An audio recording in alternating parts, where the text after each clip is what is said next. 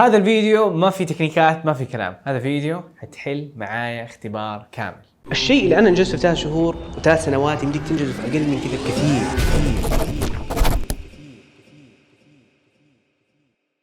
السلام عليكم ورحمة الله وبركاته، يا اهلا وسهلا جايز، معكم عبد الرحمن حجازي. وهذا الفيديو باختصار ما هو فيديو اتكلم فيه واشرح فيه واجيب لكم قصة. باختصار هذا الفيديو عبارة عن اختبار للاستماع بالكامل. واختبار لما اقول لك بالكامل يعني اذا الدرجة اللي حتجيبها في هذا الاختبار حتكون نفس الدرجة اللي حتجيبها في اختبار الاستماع في الاختبار ايلتس الفعلي. فاختبار كامل، عشان كذا شايف مدة الفيديو مرة طويلة، لكن كل اللي عليك تسويه رقم واحد انك تجيب معك ورقة وقلم تحطه الحين قدامك. حيبدأ الصوت، حيبدأ الفيديو يبدأ، أول ما أقول لك خلاص خلصنا فهنا حيبدأ الفيديو وحيبدأ قصدي الاختبار بالكامل، وحيكون بنفس طبيعة، نفس الوقفات، نفس التوقيت، نفس الطريقة، نفس الأسئلة، كل شيء حرفيا شبه مطابق للاختبار الفعلي. بعد ما تكون حليت فحتحل بدون ما توقف، حتمشي فيها زي كأنك في الاختبار بالضبط بدون ما تاخذ بريكات، حتكمل الاختبار بالكامل. بعد ما تكون كملت حيكون عندك 10 دقائق لنقل الإجابات، فحيكون عندك شيت حطيته تحت في الديسكريبشن عبارة عن ورقة الإجابة، فعليك تنقل أجوبتك من الورقة حقتك الفاضية ورقة A4 إلى ورقة أجوبة، وتنقل الأسئلة هذه الأجوبة اللي كتبتها إلى ورقة الأجوبة، اكتبها بشكل مرتب، تهتم بالسبيلينج، تنقلها. في عندك 10 دقائق اللي حتكون في النهاية. بعد ال10 دقائق هذه حيكون في الفيديو حشرح لك وحاعطي لك الأجوبة، وهذه الأجوبة باختصار حتشوف إنه كم منها بالضبط جبتها، كم منها كانت صح. وطبعا في اختبار الاستماع لازم تكون مهتم بالسبيلينج، فإذا حرف واحد غلط، يعني إذا جبت الإجابة كلها صح لكن بدل آي كتبت إيه الإجابة غلط، فتهتم بيها وتكتب الإجابة هنا وتشوف كم عدد الإجابات الصحيحة.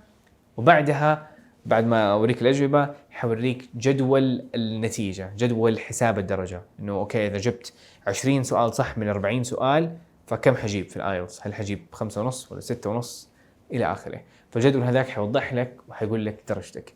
فابغاك كذا خلاص تكون مركز، جيب لك قهوه، جيب لك، ترى القهوه ما هي مسموحه لكن ممكن عشان تتدرب، يعني خلاص فضي نفسك دحين وكمل اذا انت تكون 100% جاهز، ويلا نبدا نتدرب على الاختبار. دقيقه، ليش قاعدين نسوي الاختبار التجريبي هذا اصلا؟ بنسويه عشان تتعود وتعود نفسك على ضغط الاختبار. التكنيكات اللي شفتها في الفيديوهات في القناة بشكل عام يمديك تطبقها على أرض الواقع عشان تعرف مستواك وعشان تتعلم من أخطائك. وهذه أنا أحط عليها علامة كبيرة جدا، التعلم من الأخطاء حاجة جدا جدا مهمة. فالمهم دحين أبغاك تسويه إنك تركز، إنك تحاول وتحل بأفضل ما عندك وتغلط عادي، ولا تعصب ولا تتوتر ولا تقول الموضوع صعب، لأنه اختبار الآيلتس معياره من 9، فأنت ما أنت هنا عشان تجيبه 9، أنت هنا عشان تجيبه 6.5 7.5 5.5 whatever. فما انت هنا عشان 9، فعادي تغلط. القسم الرابع اكيد حيكون صعب، القسم الاول عادي ممكن بعض الاحيان تنسى فيه، لكن حاول، اهم شيء انك تحاول افضل ما عندك. فيلا let's get started. You will hear a number of different recordings, and you have to answer questions on what you hear. There'll be time for you to read the instructions and questions, and you have a chance to check your work. All the recordings will be played once only. The test is in 4 sections. At the end of the test, you will be given 10 minutes to transfer your answers to your answer sheet. Now turn to Section 1. Section 1. You will hear a conversation between Cindy and Bob. First, you have some time to look at questions 1 to 10. Now listen carefully and answer questions 1 to 10. So, Bob, how many people have said that they're coming on the company picnic? Well, Cindy, we've got 35 definites and another 10 probable. Shall we say 50? I think so. And we've fixed the date for... The 26th, the last Sunday in August. Great. I hope the weather's good. Should be. Now, we have to decide where to order the food from and what kind of things we want. Right. What's our budget? We've decided to go for £10 a head for food and £5 a head for drinks. OK, I got some pamphlets from caterers. What do you think? The most important thing is to make sure that there's a variety of food. We don't want people complaining that they don't like anything. We also don't want food that could deteriorate in the sun. Ice cream, that kind of thing. You've seen these pamphlets. What do you think? Well, I thought Paris Kitchen looked good. The price almost exactly meets our budget, and they seem to have a good variety. I don't know. A friend of mine used them for her company and wasn't impressed. Really? What exactly didn't she like? Well, the food.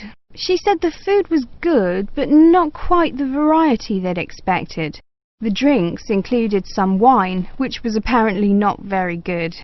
Oh, well, perhaps we need to consider this one, company caterers. Looks a bit pricey. Mind you, I've heard that they are very good. Let me check the price. Yes, £12 a head for food. That's more than our budget. Do you think we could get a discount? Let's see if it says anything in the pamphlet. Yes, they do offer a discount for groups of more than 30. 10%. Does that help us? 10% off £12. It's still more than we budgeted for. Hey, look at this one. Celebrations. It's a new company. I asked a few people about them, but no one has any ideas. Well, let's see. £9 a head for food and £5 a head for drinks. That's fine. What kind of food do they have? It says here that they just provide cold meals for picnics. Well, that's okay. And they include vegetarian dishes. We do have some vegetarians to take into consideration. Well, it looks good to me. The only problem is their lack of experience. I mean, it's a bit of a risk, isn't it? Yes, if the food's no good, we'll look incompetent. Ah, look here. It says that we can visit their premises and try some of the dishes they offer. You mean we might get a free lunch? Shall we call them and arrange to go and see them? Okay, which day? How about tomorrow? No, we've got that meeting. The day after tomorrow, Thursday. Good. Time? 11? Good. Right, what's their phone number? 28653479. We also need to ask them whether they can deliver straight to the picnic site, don't we? Yes, I don't think that'll be a problem though. I mean, it's on the outskirts of the city, but it's not too far away. Does the price include delivery? It doesn't say, but the other companies include it, so they should. If they don't, our budget still allows us to pay a small fee. That is the end of section 1. You now have half a minute to check your answers.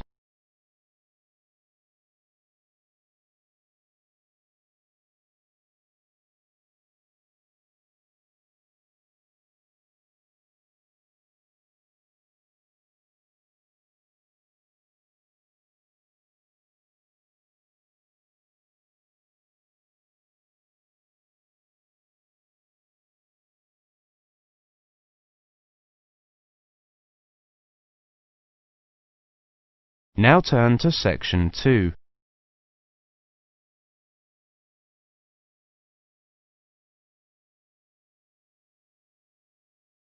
Section 2. You will hear a presentation on advice on legal matters. First, you have some time to look at questions 11 to 20.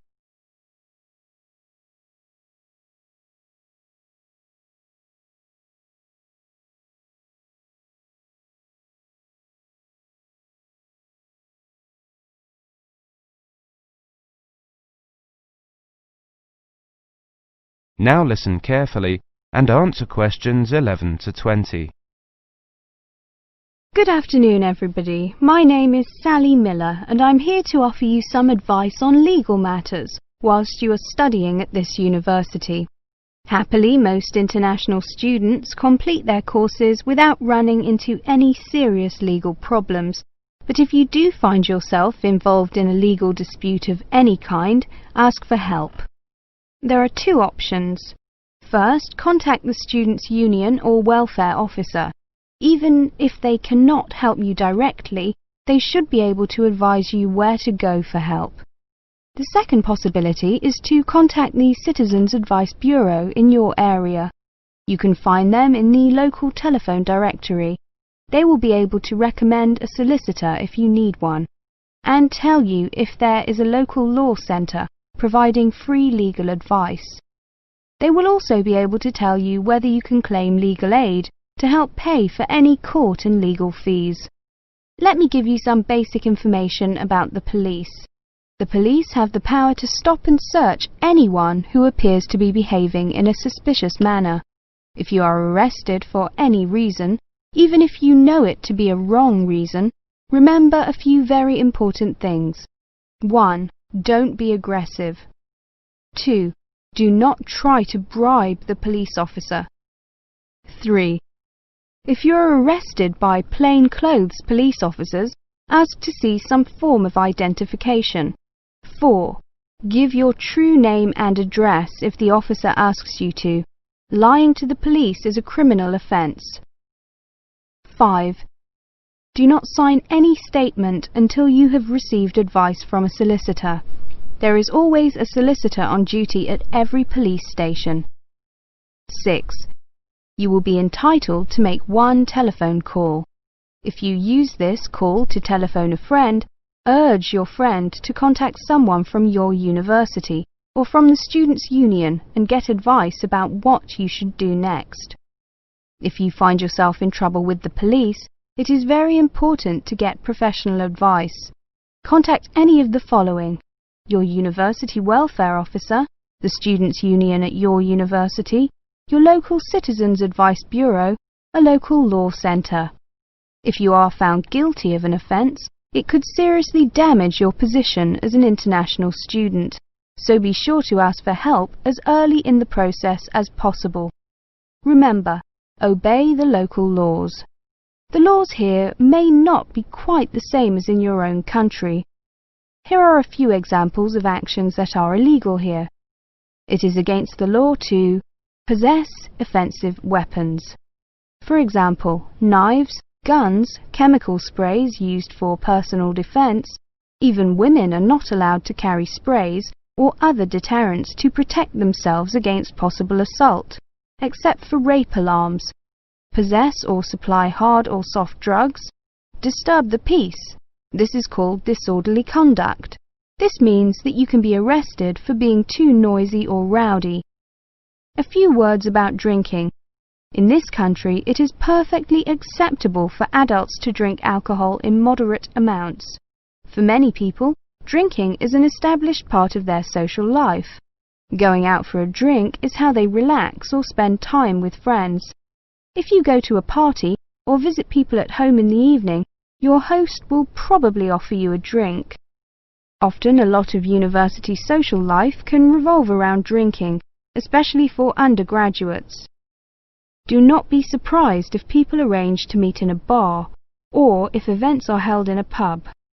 But you are not obliged to drink alcohol if you do not want to, even if you are in a pub or at a party where everyone else is drinking. You can always ask for a non-alcoholic drink instead. And if you feel uncomfortable going to places that serve alcohol, explain this to your friends. There are lots of other places where you can meet. If you do choose to drink, remember that you should never drive a motor vehicle after drinking alcohol. It is dangerous, and the police can impose serious penalties on you. Also, remember that being drunk in public is not acceptable either, and the police can arrest you for it. Drugs and alcohol can cause serious problems. Let me repeat that in this country it is illegal to use drugs, except under medical supervision. But if you do use illegal drugs and you develop a problem, there are organisations you can contact. Contact your students' union or your student counsellor. Anyone over 18 years old can legally buy and consume alcoholic drinks in this country.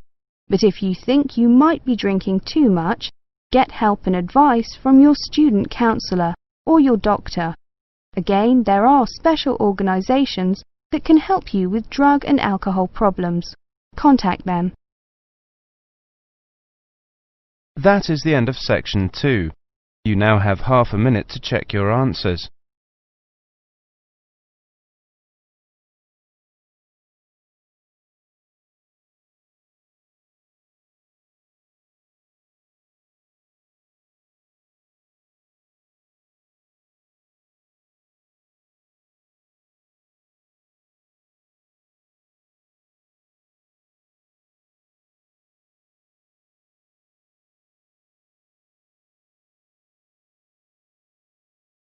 Now turn to Section 3. Section 3. You will hear a conversation between Carlos, Melissa, David and Simona. First, you have some time to look at questions 21 to 30.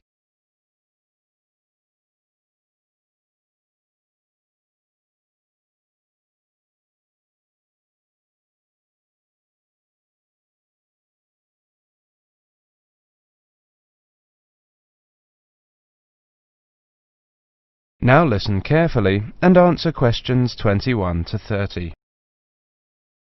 Okay, everyone. Let's look at what presentation tips we come up with for our next seminar, Melissa. Okay, here's my first tip. Show up early. Some experienced presenters say that something good is bound to happen. I'm not sure about that, but... Well, you may have a chance to head off some technical problem. Also, at the beginning, before you actually begin your presentation, people filter in slowly. It's a great time to introduce yourself. Can't argue with that. Simona had some ideas about opening. Have a strong opening. I picked up a few ideas for structuring your opening. First, never apologise.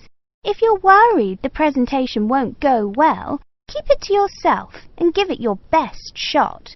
Besides, people are usually too preoccupied with their own problems to notice yours. I like that. Open by addressing the following 3 questions. What's the problem? Who cares? What's your solution? Excellent suggestion. David, you've gone quiet. Well, my next suggestion is PGP.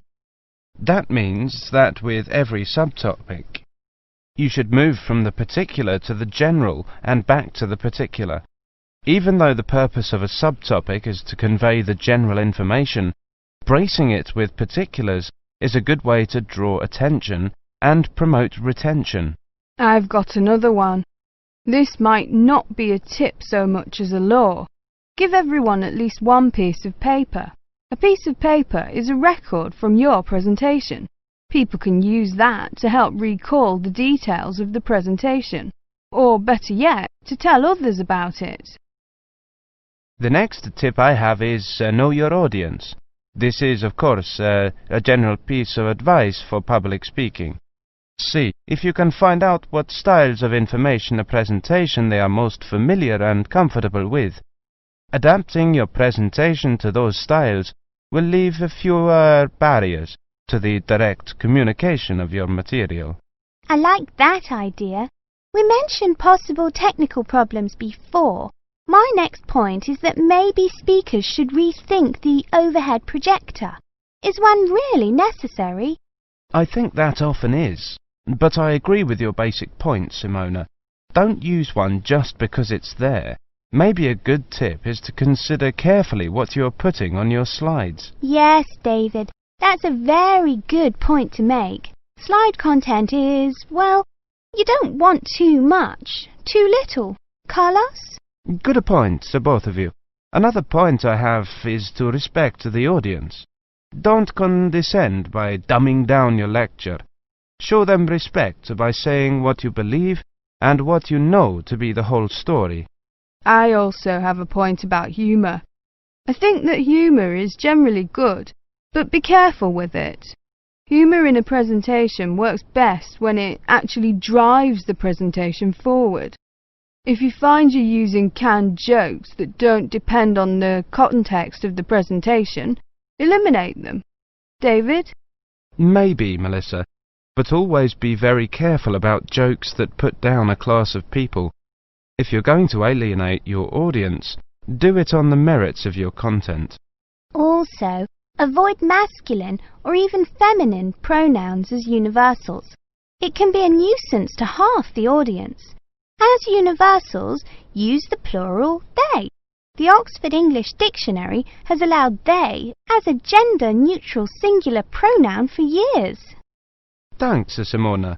Thinking towards the end, take care with the questions. Many people judge the quality of your talk not by the 20 minutes of presentation, but on the 30 seconds you spend answering the question. Be sure to allow long pauses for questions.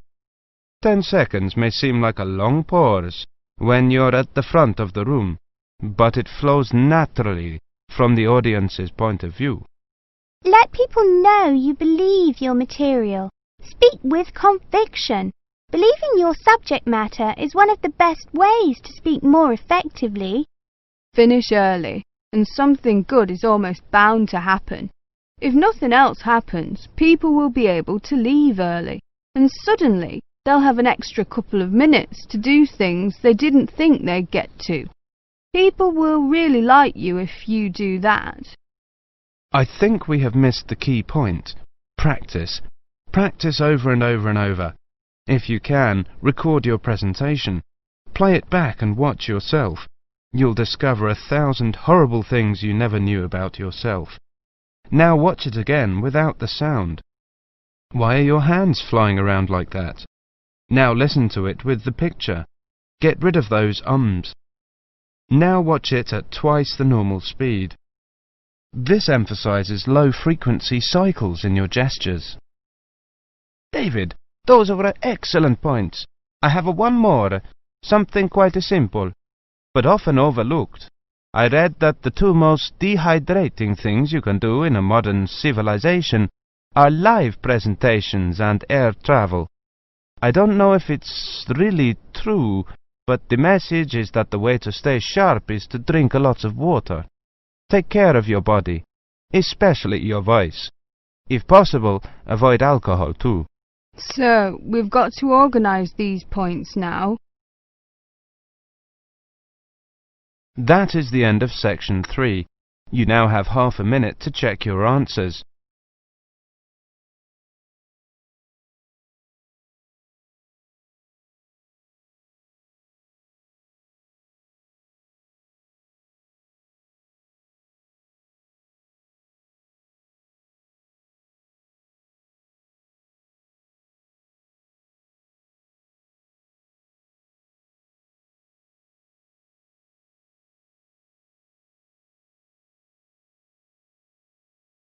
Now turn to section 4.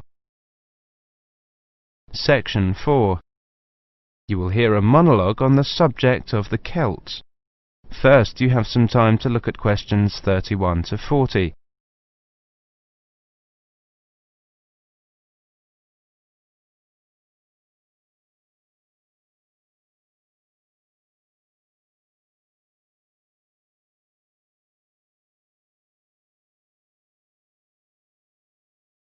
Now listen carefully and answer questions 31 to 40. Welcome to this introductory lecture on the Celts. Who were the Celts? The Celts were an Indo-European group, that is, related linguistically to the Greeks, the Germanic peoples, certain Italic groups and peoples of the Indian subcontinent. They arose in Central Europe at the beginning of the first millennium BC, and were an iron-using and horse-rearing peoples. By the end of the first millennium BC, their cultural group had spread up and down the Danube and Rhine, taking in Gaul, Ireland and Britain, across Central Europe into northern Italy and northern Spain. Their roaming across Europe led some of the Celtic tribes to sack Rome in 390 BC, creating a fear of the northern barbarians that was to haunt Romans for hundreds of years to come. The Celts are defined archaeologically by the type sites of Holstat and Latine, the former being taken to relate to an earlier phase of cultural development.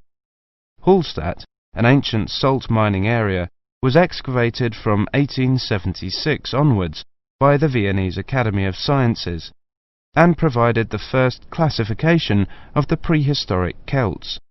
In 1858, the waters of Lake Neuchâtel in Switzerland sunk to a low level, revealing a large prehistoric settlement with a huge number of surviving artifacts. The nearby town of Latine gave its name to the second phase of Celtic cultural development.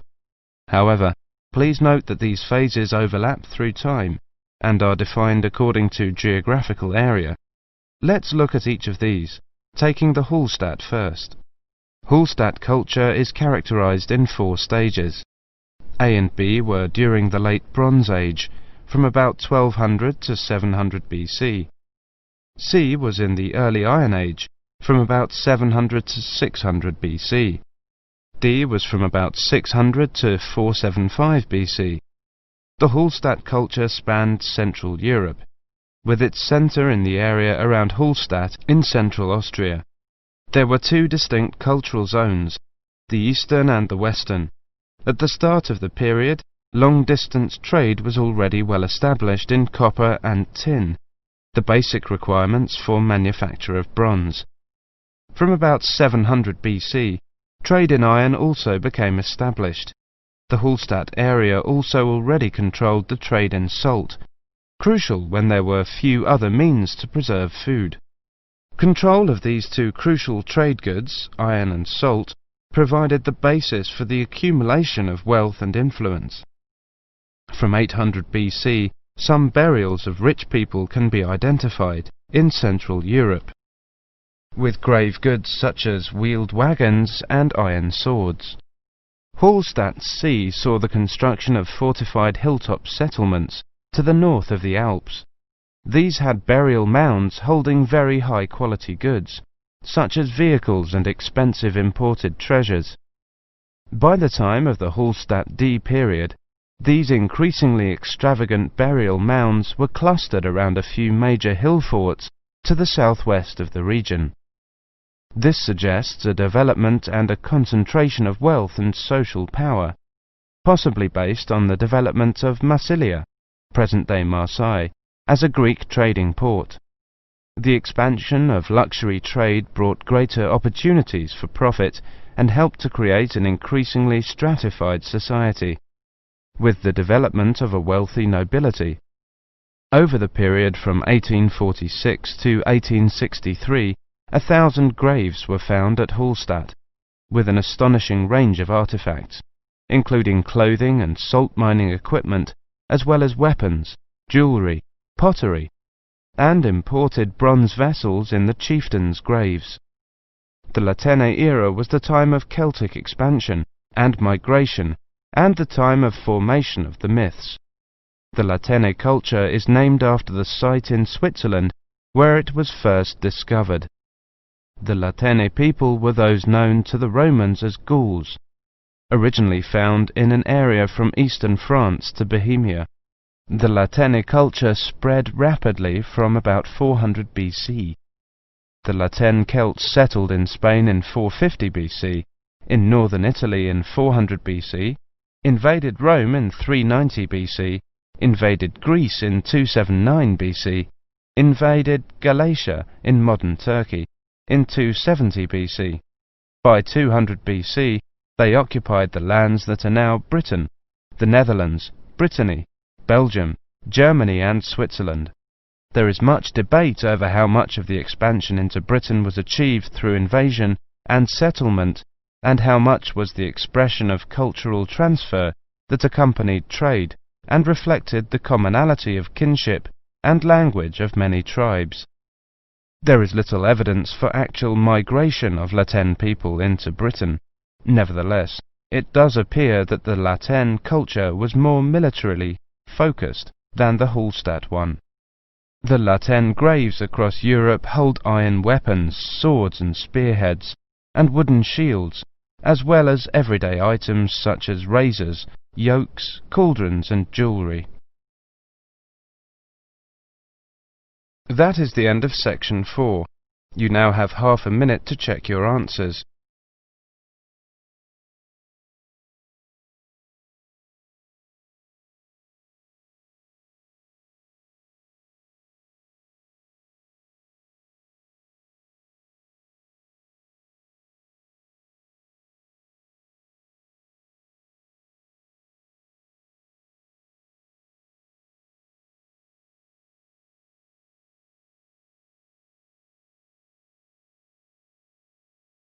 That is the end of the listening test. In the IELTS test, you would now have 10 minutes to transfer your answers to the listening answer sheet.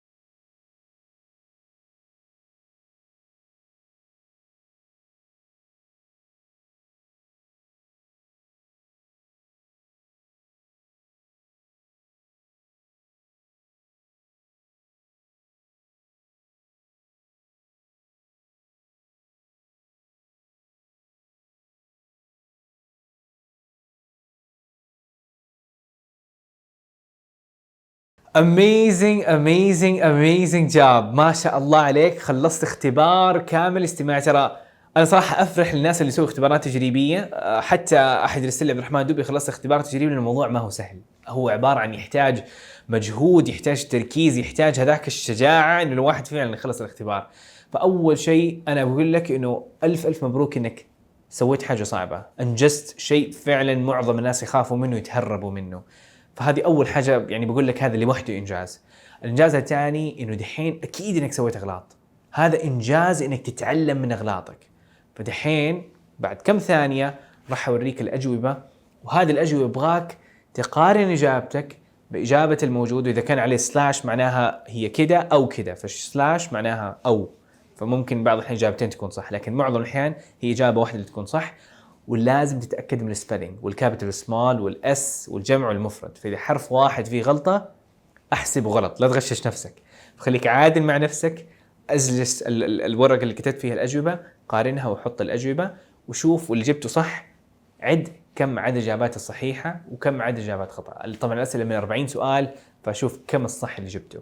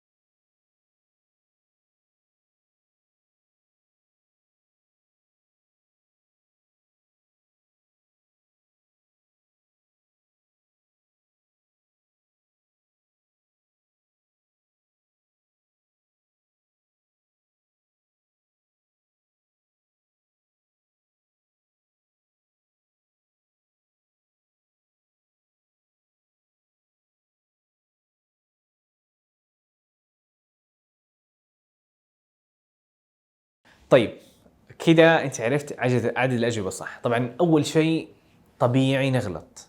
انا بدايتي كانت ب3 من 9، فطبيعي انه تكون عندك كميه ضخمه من الاغلاط. طبيعي انه تكون عندك مدري ايش، هذه ما حليت، هذه غلط، مدري ايش، هذه المفروض حرف واحد سبيلينج. ايوه السبيلينج من احد الاشياء اللي بتاثر في الليستنج، وهذا شيء طبيعي. اختبار الايلتس اصلا از ميد تركيزه على الاستماع وتركيزه على الاملاء. هم عارفين معظم الناس طبيعي جدا انه 20% من اخطائك تكون بسبب السبيلينج.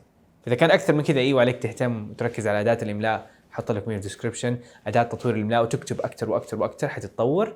لكن دحين ابغاك انك تتعلم من الاخطاء هذه. والتعلم من الاخطاء ترى ما هو معقد، ومره مره مره مفيد. فالفكره التعلم من الاخطاء انك حلو ترجع للمكان. مثلا انت غلطت في سؤال رقم 7، روح عيد المقطع وروح للسؤال رقم 7 مرة تانية واسمع كيف الإجابة هي الإجابة، زي كأنه أنت يعني لأنك أنت دحين حطيت إيش الصح وإيش الخطأ على ورقتك، فأنت عارف إيش الصح وإيش الغلط. ومو لازم إنك تكون حافظ الإجابة إيش هي الصح. حلو، فباك ترجع على علم إنه الإجابة اللي أنت كتبتها غلط وتحاول تحل مرة تانية. يعني حلو، هي ما كانت كار، هي كانت كلمة تانية، فإيش كانت؟ تروح تسمع مرة تانية وتحاول تحل وتتأكد مرة تانية من الإجابات. فهذا الموضوع حيساعدك. وإذا فرض الموضوع مرة صعب وأنت أصلاً الاستماع ما أنت قادر تفهم إيش اللي قاله، فتحت حطيت لك الترانسكريبت اللي هو نص الاختبار هذا. فنص الاختبار هذا يمديك إنك تشوف إيش اللي صار، إيش الكلام اللي كان بيقوله، إيش الكلمات اللي كان بيقولها. الترانسكريبت حيساعدك مرة إنك تحدد الإجابة وتعرف الإجابة هذه الفلانية ليش كانت كده. فحتساعدك، وأهم شيء إنك وأنت قاعد تتعلم الأخطاء مو إنك تعرف ليش هذا خطأ، لا، تعرف أنا فين كان غلطتي، أنا المرة الجاية كيف يمديني أحل بطريقة أحسن، أو ليش أنا فاتني هذا السؤال، أو حلو فحتتعلم أشياء كثيرة. إنه ما كان عندي وقت أقرأ الأسئلة، المفروض كنت أقرأ أكثر إلى آخره. فحتتعلم مرة كثير. استغل الفرصة. خلصت اختبار فلا تسيبه، لا تروح اللي بعده، لا تتحطم. هذه بداية، أوكي؟ فإذا إحنا من البداية نقول نتوقع نفسنا نجيب حلو، أوكي، ممكن تكون متوقع إنك تجيب مثلا درجة معينة ما جبتها من أول اختبار، جبت تحتها. طيب هذه ما هي نهاية القصة. You still can do it. بالعكس أنت أنجزت وخلصت اختبار. معظم الناس حتى ما بيحاولوا يبدأوا. فممكن الاختبار ممكن يصدمك شوية، لكن لا تستسلم، لا تيأس. الموضوع بسيط. Just needs a little bit time. Keep working on it. مرة ثانية، هذا ما هو اختبار نص الترم تذاكر له بيومين وتختبر. شيء حياخد وقت، صدقني حيستاهل الوقت. يعني تأثيره ممكن يكون تأثير في مسار حياتك بالكامل. فinvest in learning من أخطائك. ومرة ثانية إذا حاب تاخذ اختبارات تجريبية أكثر، أنا إن شاء الله حنزل الفيديوهات الجاية. فاللايك وسبسكرايب هذه بقدرها جدا هذه الأيام تحديدا. وتعليقاتك كيف كان الفيديو، كيف إذا تبغى ننزل منه أكثر.